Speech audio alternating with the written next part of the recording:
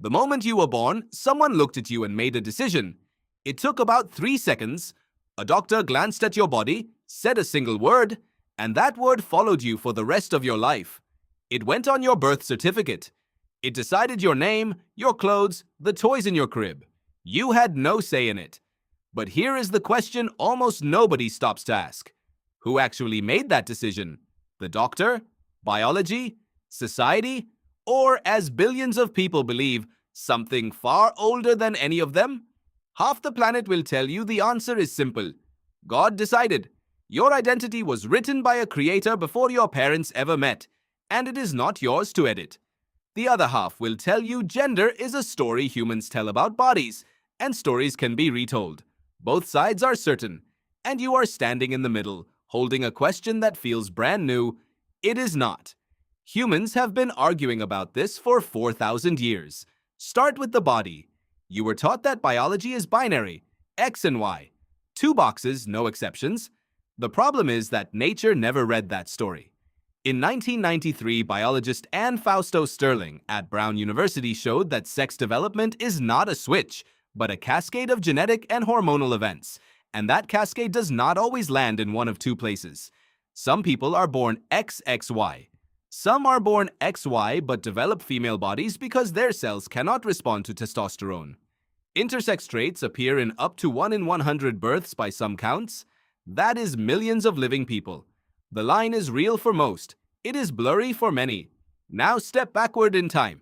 In ancient Sumer, temple priests called Gala were described as neither fully man nor fully woman, a status believed to be assigned by the goddess herself. In South Asia, Hijra communities have existed for over 2,000 years and are legally recognized as a third gender today. Across North America, more than 150 indigenous nations recognized what modern communities call two-spirit people. Here is the twist. In many cultures, a third gender was not a rebellion against the divine order. It was part of it. Then, in 1935, anthropologist Margaret Mead studied 3 neighboring societies in New Guinea and found their ideas of masculine and feminine barely overlapped.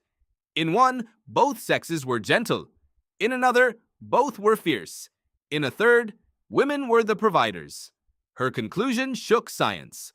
Much of what feels like instinct is actually taught. So early, you never noticed. So how much of your gender did you choose? But culture is not the whole story either. In the 1960s, psychologist John Money advised that a baby boy named David Reimer, who lost his penis in a failed procedure, be raised as a girl. Money called it a triumph. It was a catastrophe. Reimer never felt like a girl, no matter how he was raised. Researcher Milton Diamond, who exposed the failure, drew the lesson. Something internal resists being overwritten. The most famous attempt to prove gender is purely social failed. Now the oldest voice in the room.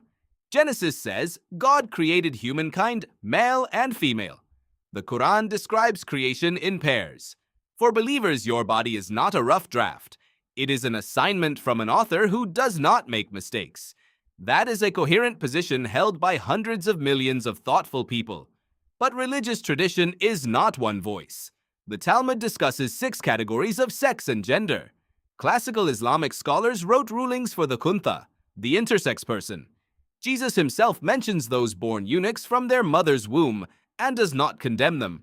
The traditions knew the world was complicated. The certainty is often newer than the faith. So who is right? Here is the honest answer.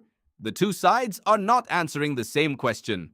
Science can tell you what bodies are. It cannot tell you what a body is for.